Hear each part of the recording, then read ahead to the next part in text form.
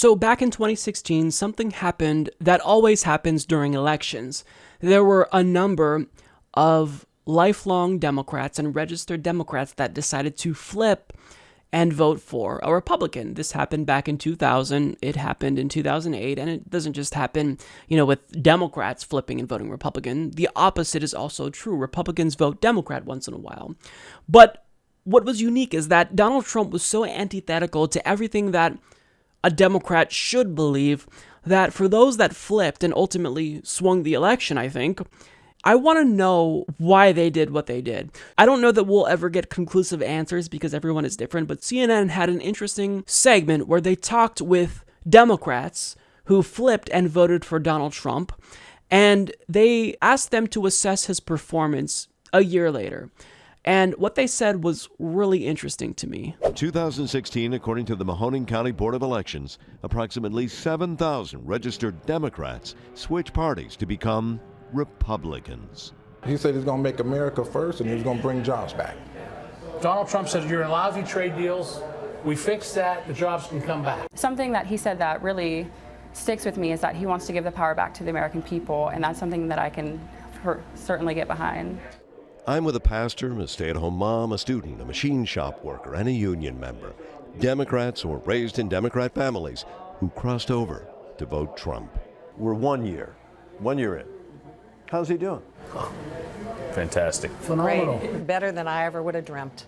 I mean that sincerely. Really? Oh, yeah. Derek? Yes, I agree. Absolutely. Yes, he's doing wonderful. He's staying on task. We start with a hot-button topic of the moment. How big an issue to all of you is immigration? Huge. Huge. Really? Absolutely. Yeah. In Youngstown, Ohio? Absolutely. And as far as I'm concerned, they're stealing jobs of rightful citizens. It's also about something else Trump voters say is important: rules and respect. I feel like when people come here illegally, that's just very disrespectful. You don't respect our laws, and you shouldn't be able to come here freewheeling like that. A year later, they all still want the wall. As for the president's inflammatory tweets and speech, Gino says he used to cringe, not anymore. So you don't cringe anymore because you've grown numb to it, or? No, not numb at all, but I know what he's done. And I'm starting to get an inkling why he uses Twitter in the way he does. Because if all he had to rely on is what people say about him, oh my God, I might not like the guy, but I love the guy. I love the job he's doing. Justice met Trump at a rally and says he's not a racist. He was just the nicest person, and honestly, if he was a racist, as everyone paints him out to be, he could have just walked right past me and not even said a word. What about the lies? Well, let me ask you this. Do you think he is a liar? Do I think he's lied? No. Do I think he's fallen short in some of his goals? We all do. Economically, they say things aren't getting better. The stock market and their home values are up. Industries are booming. Everywhere I've seen. I look around here, I don't see a boom. Well, in this area, no, but I feel like there's small businesses that are starting to pick up. Derek says Trump's tax reform will fuel the recovery. If you expand your business in the inner city, so that my community will benefit from this tax cut. Do you think the media gives the president a fair shake? I don't think so at all. No. 1 year later, these voters couldn't be happier. They see achievement. Most of all, they see a president like them. And he's like tenacious sometimes and says stuff off the cuff like we do, like real Americans do. You know, we're not perfect. I'm tired of suave. I'm tired of polished. I'm tired of the teleprompter. You know, I am. I want my country back. So that to me was incredibly surprising. I want to go back to what they said. He's doing better than I ever would have dreamt. Immigrants are stealing jobs from rightful citizens. That's what one person said. When people come here illegally, that's very disrespectful. Do I think he lied? No. He's tenacious sometimes and says things off the cuff like we do, like real Americans do. He's not perfect. I'm tired of perfect. I'm tired of suave. I'm tired of the teleprompter. So when I hear these things, I can't help but obviously recognize right off the bat that these people are misinformed about a lot. Although I do understand with what some of them are saying. Yes, he's not focus group driven. I get that. I prefer that as well. But I don't necessarily care so long as the policy is on point at the end of the day. But it's interesting because it shows that they still approve of Donald Trump. And this was surprising to me because for people who are liberal-minded voters, after 1 year with Donald Trump being a disaster with his approval rating being at, 32%, they still support him. And I find that fascinating. So initially, what I was going to do was come out here and debunk what they're saying, because with that guy saying, well, immigrants are stealing jobs from rightful citizens, obviously he's misinformed. That's not happening. But rather than basically debunking what they're saying point by point, I think that honestly, the media just isn't educating the public about the most harmful policies that Donald Trump has implemented. They're only holding Trump accountable in the sense that they wag their finger at him if he says something offensive, but they're not holding his feet to the fire where it really matters. I mean, when he actually bombed a Syrian airfield, which was illegal and against our constitution, he got praise by the so-called liberal network, MSNBC. Fareed Zakaria said that he became president when he bombed Syria.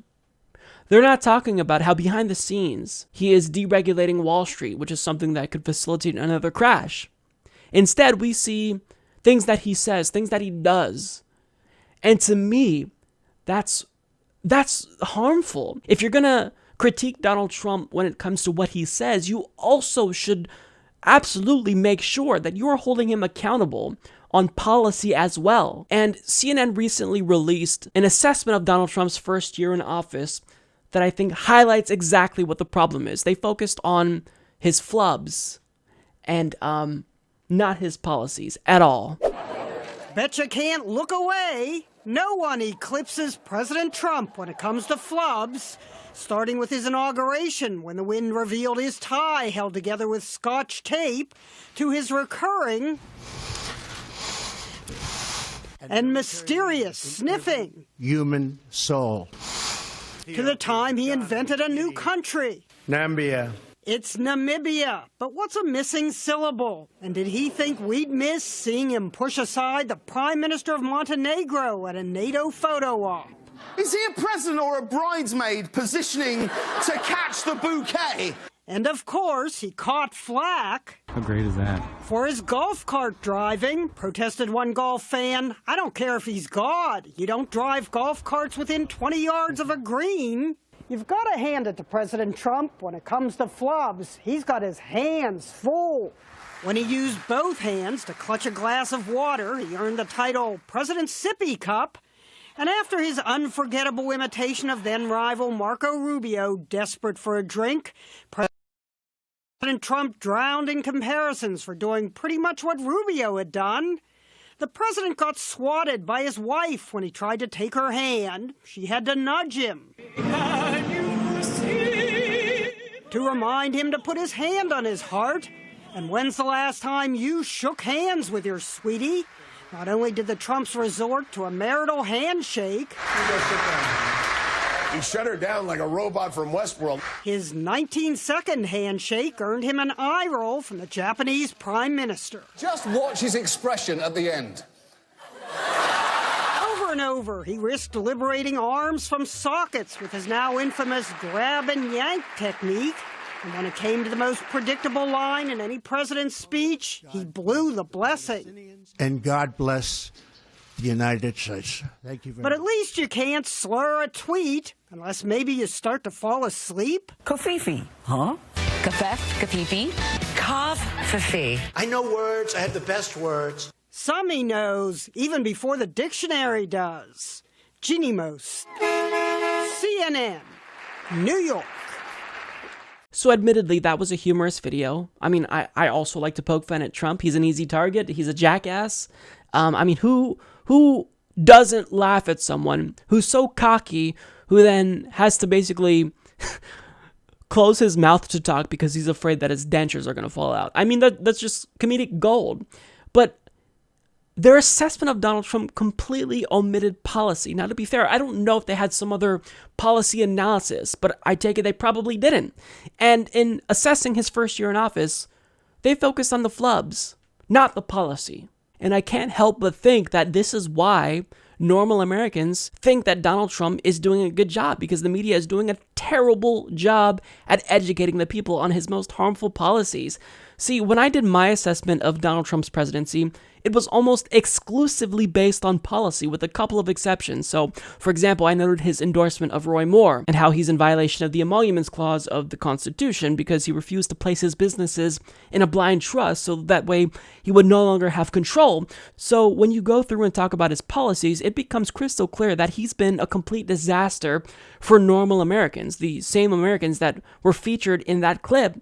But when you simply make fun of him because he mispronounced Namibia or because his dentures were about to fall out during a speech, even though that's funny, I mean, CNN is one of the most widely watched cable news networks in America. Leave the memes to us. I mean, jackass YouTubers like myself, we should be the ones making fun of Donald Trump and memeing Donald Trump, which we do. But we should always rely on the biggest source, I mean, CNN, for policy. But anytime I tune into CNN, at least, it's completely bereft of policy. They're focusing on a new thing that Donald Trump said that offended them, that has left them outraged. And again, yes, I get it. But if you leave out policy substance from the conversation, regardless if you are providing Donald Trump with wall-to-wall negative coverage, that's not going to resonate with the American people, because him simply saying something that's offensive doesn't have a real-world impact on people in that clip that CNN interviewed. But you have to talk about the policies and how what Donald Trump did will fundamentally harm them. Get into the details about the tax bill. Talk about how repealing Obamacare, even if they don't like the individual mandate, will have a huge aggregate effect on healthcare in general that will ultimately facilitate an increase in their monthly health insurance premiums. Why isn't CNN talking about these things? It's because, you know, when you have a 24-hour news show or news network, you just got to hammer out the news right away. You got to get it out there. You don't really care about anything but drawing eyeballs to the screen. When you, Donald Trump, tweet the post of a train hitting CNN, you might think it's funny. It's not. It's stupid. It's actually childish. My 10-year-old nephew wouldn't even do something like that. When you tweet a doctored video of you body slamming CNN, people are watching. What grade are you in? And not to just pick on CNN, this is MSNBC too. Why hasn't MSNBC, the so-called liberal news network, just hammered Donald Trump for some of the things he's done?